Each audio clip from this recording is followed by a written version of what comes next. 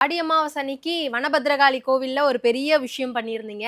அதே மாதிரி இப்ப கூட இந்த நாகதோஷத்துக்காக ஏதோ பண்றீங்கன்னு இல்ல. கேள்விப்பட்டேன். உண்மைம்மா. அது நீ வந்து பித்ரு தோஷத்துக்காக பண்ணோம். அமாவாசை, ஆடி அமாவாசைக்கு.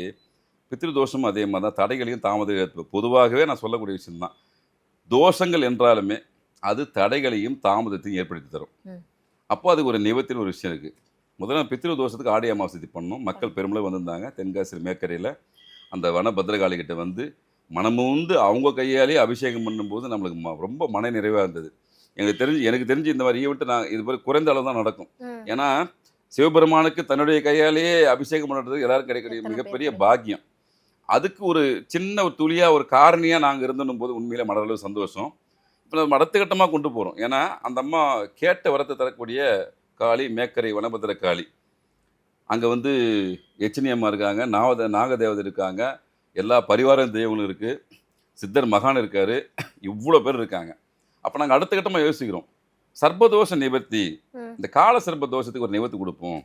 இந்த திருமண தடைக்கான ஒரு நிவர்த்தி குடுப்போம். பிள்ளை வரம் கேட்கிறவர்களுக்கு ஒரு நிவர்த்தி குடுப்போம்.